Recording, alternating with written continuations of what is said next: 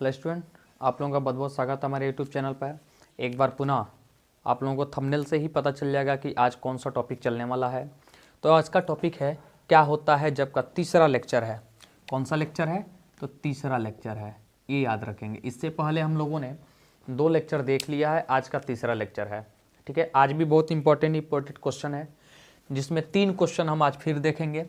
जैसे पहला क्वेश्चन तो हमारे सामने दिख रहा है कि एथिल एल्कोहल एसिटिक एनहाइड्राइड से अभिक्रिया करता है। ठीक है, तो अभी हम बता भी देंगे कि एसिटिक एनहाइड्राइड कैसे बनेगा और एथिल एल्कोहल का सामान्य सूत्र क्या होता है। तो इन सब चीज़ों को हम लोग देखेंगे, लेकिन उससे पहले जो लोग भी मेरे चैनल पर फर्स्ट टाइम विजिट कर रहे हैं वो लोग मेरे चैनल को क्या करें, सब्सक्राइब करें, बेल आइकन दबाएं। और बेल आइकन क्यों दबाना है? क्योंकि अगला वीडियो आप लोगों के पास सबसे पहले पहुंच सके। और वीडियो अच्छा लगे तो लाइक और शेयर आप लोग करते रहिए। तो चलिए ठीक है, ये जो भी हम लोगों ने क्वेश्चन आज का लिया है, 3 क्वेश्चन आज हम लोग करेंगे और ये तीनों क्वेश्चन हमारे यूपी बोर्ड के मद्देनज़र बहुत इंपॉर्टेंट साबित होंगे। और शायद हम 100% तो नहीं कर सकते, लेकिन हाँ अपना जो गेस बता रहे हैं कि लगभग ये पेपर में आने वाला है। और ये विगत कई वर्षों तक ये पेपर में पूछा भी है। ठीक है, तो अब हमें क्या करना है कि एथिल एल्कोहल एसिटिक एनहाइड्राइड से अभिक्रिया करता है। चूँकि हम लोगों ने उस पर लिखा भी है, तो क्या करता है मतलब क्या होता है और क्या बनता है एसिटिक एनहाइड्राइड से अगर क्रिया करता है। तो हम लोग सीधे जानते हैं कि एथिल एसीटेट बनता है। ठीक है, क्या बनता है? तो एथिल एसीटेट बनता है। ठीक है, क्या बनता है? एथिल एसीटेट बनता है। अब चूंकि एथिल एसीटेट का जो सूत्र होता है सबको पता होना चाहिए, क्योंकि जब एथिल एसीटेट का सूत्र पता रहेगा तभी तो हम आसानी से उसकी वैल्यू को रख पाएंगे, हल भी कर पाएंगे। ठीक है, अब सबसे पहले कि जो हमारा एनहाइड्राइड होता है एसिटिक, इसका सूत्र क्या होता है? एथिल अल्कोहल का सूत्र क्या होता है? देखिए क्या होता है जब का सॉल्यूशन हम कब कर पाएंगे? जब हमें कुछ ऐसे इंपॉर्टेंट कंपाउंड्स हैं जो रिएक्शंस में प्रॉपरली भाग लेते हैं, यानी कि वो कंपलसरी होते हैं। और अगर कंपलसरी भी नहीं है तो अगर वह रिएक्शन में भाग लेता है तो इंपॉर्टेंट है। तो उनका नाम याद होना बहुत ज़रूरी है, ताकि हम ये बता सकें कि वो एलिमेंट्स या कंपाउंड्स ये हमारे लिए बहुत उपयोगी है, क्योंकि वो अगले एग्जाम में किसी न किसी तरीके से यूज में आने वाला है। तो चलिए ठीक है, आज का हम लोगों ने क्वेश्चन लिया है कि एथिल अल्कोहल। अच्छी बताइए, एथिल अल्कोहल को कैसे हम लोग लिखेंगे? एथिल अल्कोहल, अब सामान्य सूत्र के तहत अब इतना तो समय है नहीं कि हम एल्कोहल का सामान्य सूत्र पढ़ें, लेकिन हाँ इतना तो हम लोग कर सकते हैं कि एथिल अल्कोहल को जनरली हम यूज कर सकते हैं। कैसे? देखिए एथिल अल्कोहल हमें चाहिए, तो एथिल अल्कोहल का सामान्य सूत्र होता है C2H5 और OH। ये हम लोगों का क्या है? तो एथिल एल्कोहल है। याद रखना है कि ये एथिल एल्कोहल है, कई दफा आ सकता है। और दूसरा हम लोगों ने लिया है कि एसिटिक एनहाइड्राइड। क्या लेना है? Acetic anhydride. तो प्लस CH3CO और इसका ट्वाइस और O, तो ये हमारा क्या है? Acetic anhydride. ठीक है, तो इन्हीं का आपस में क्रिया कराना है। तो हम लोगों ने क्या लिखा है कि एथिल एसीटेट बनता है। अब एथिल एसीटेट होता क्या है भाई? एथिल एसीटेट चूंकि हम लोग बहुत पहले से हम लोग जानते हैं, एक छोटा सा रिएक्शन हम लोग ले रहे हैं, अभी आ जाएगा समझ में एसीटेट होता कैसे है।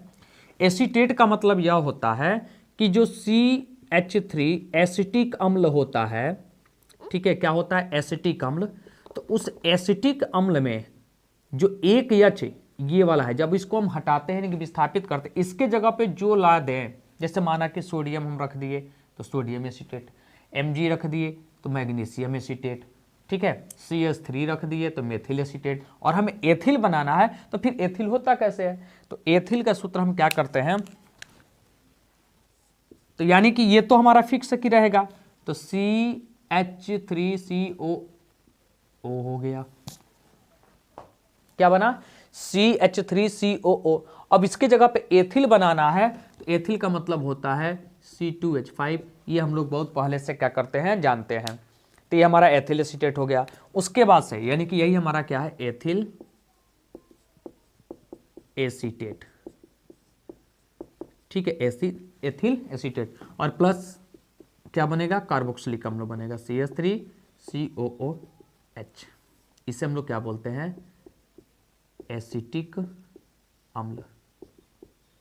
आई बात समझ में। इसे एथेनोइक भी बोला जाता है। क्या बोलते हैं, एथेनोइक अम्ल भी बोलते हैं। तो ये हमारा साधारण नाम है, ठीक है, और ये हमारा IUPAC नेम है, मतलब इसका, ठीक है। तो ये एथिल एसीटेट हो गया, और ये हमारा क्या है,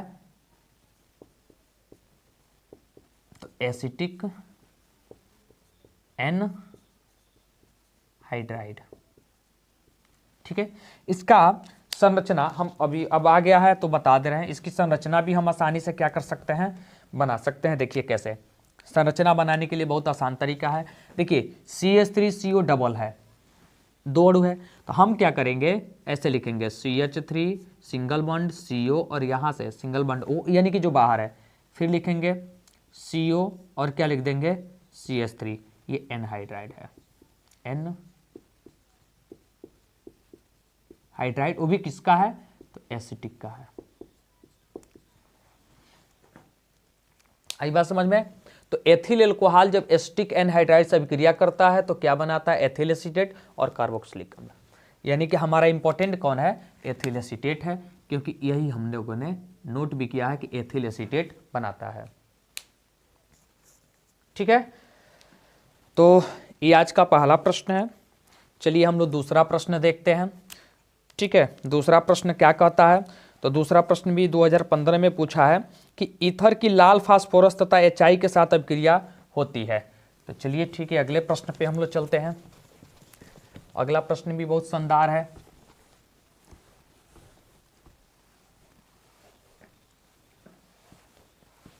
चलिए अगला प्रश्न कह रहा है, क्या कह रहा है, ईथर की, दूसरा प्रश्न, ईथर की लाल फास्फोरस, लाल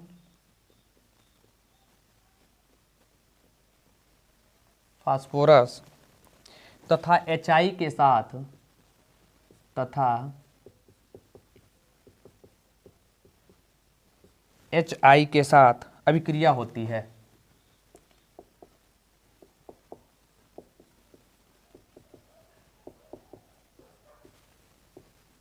अभिक्रिया होती है। चलिए तो हम लोगों ने क्या लिखा है कि ईथर, और ईथर के साथ हम लोग जब क्रिया कराएंगे तो देखिए एक सममित ईथर होता है, एक असममित ईथर होता है। सममित ईथर का मतलब कि जो हम O के साथ सिंगल बॉन्डिंग करते हैं कार्बोक्सी के साथ, तो वो O के साथ एक इधर एक इधर, तो RR होना चाहिए, RR डैश नहीं होना चाहिए, ठीक है।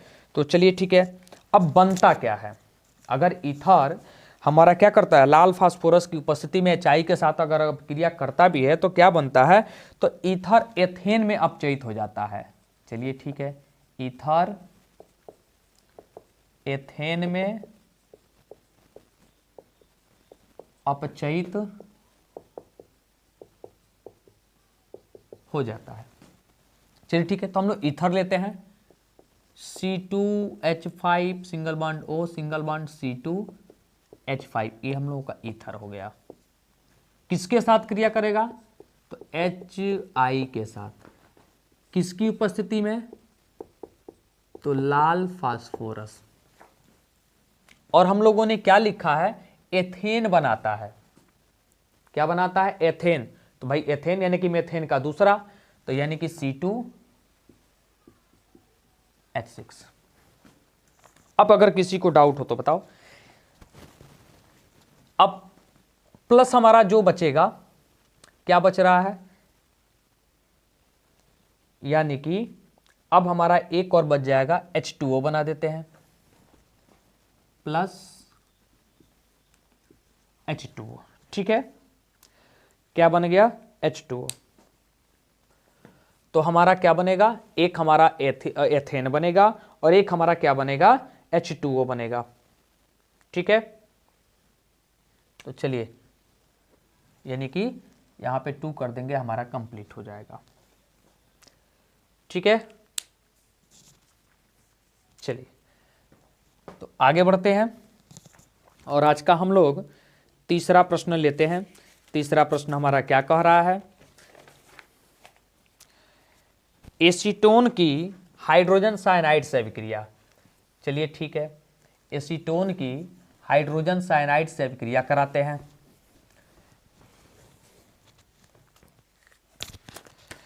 यानी कि ये भी बहुत इंपॉर्टेंट प्रश्न है। तीसरा, एसीटोन की हाइड्रोजन साइनाइड से अभिक्रिया, मतलब क्या होता है जब एसीटोन हाइड्रोजन साइनाइड के साथ अभिक्रिया कराई जाती है,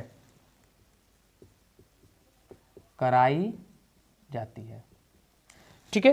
तो ये भी बहुत बहुत इंपॉर्टेंट है। क्या बनता है, एसीटोन साइनोहाइड्रिन बनता है। क्या बनता है, यही हमें याद रखना है कि क्या बनेगा, एसीटोन साइनोहाइड्रिन बनता है, ठीक है। हमें क्या मिलता है, तो एसीटोन साइनोहाइड्रिन, यही याद रखना है, एसीटोन साइनोहाइड्रिन, ठीक है। तो हमने क्या लिखा है कि एसीटोन, चलिए ठीक है, हम एसीटोन बनाते हैं। एसीटोन का मतलब यह होता है कि ये हमारा रहा O और इसके साथ कार्बन ने सिंगल बॉन्ड किया, इसके जो दो स्पेस यानी कि संयोजकता फ्री है वह CH3 से जुड़ा है, फिर CH3 से जुड़ा है। ये हमारा कौन है, तो ये एसीटोन है। कौन है, तो एसीटोन है, ठीक है। और किससे क्रिया करना है, तो हाइड्रोजन साइनाइड से प्लस HCN, यानी कि इसे हम लोग क्या बोलते हैं, तो हाइड्रोजन साइनाइड बोला जाता है। और एक इसका जो हम संरचना अगर बनाते हैं इसी की, तो ये बनता है H सिंगल बॉन्डिंग C और ट्रिपल बॉन्डिंग N। तो ये हाइड्रोजन साइनाइड है। एक हमारा बनता है, और मैं बस वही से बता दे रहा हूं, आ गया तो मैं बता दे रहा हूं। एक होता है हाइड्रोजन आइसोसाइनाइड, आइसोसाइनाइड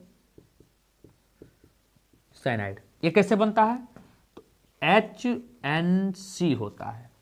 यानी कि जब इसको हम लोग क्रिएट करते हैं तो H सिंगल बॉन्डिंग N और डबल बॉन्डिंग C, और ये अपना 2 इलेक्ट्रॉन क्या करता है, तो कार्बन को देता है। तो जब NC कर आएगा तो आइसोसाइनाइड हो गया, और जब CN कर आएगा इस रूप में तो हमारा साइनाइड हो जाता है।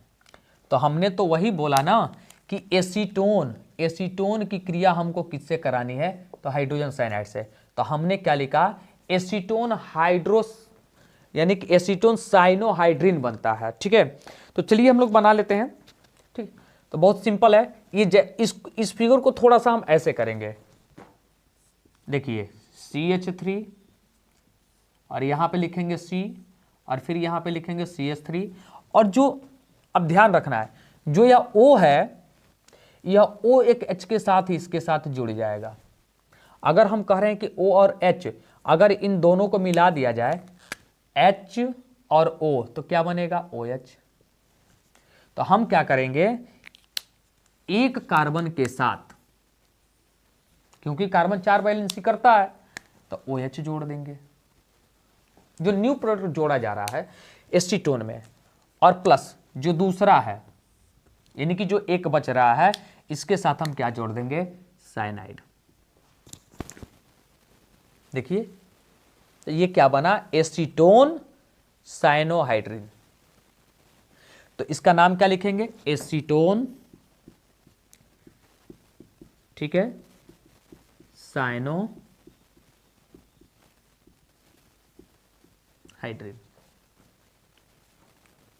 आगे बात समझ में, इसे बोलते हैं एसीटोन साइनोहाइड्रिन। तो अगर बात समझ में आई हो, आप लोग अपने मूल अवस्था में रहकर और कमेंट सेक्शन में आगे बोलिए कि और भी जो हमको क्या होता है जब चाहिए, तो और भी आगे वीडियो बना दी जाएगी, ठीक है। लेकिन हम प्रयास करेंगे कि कार्बोक्सिलिक अम्ल और एमीन, ये भी हमारे पास अगला वीडियो यानी कि चौथा वीडियो हमको जब मिले तो एमीन और ये भी हमारा बन जाए।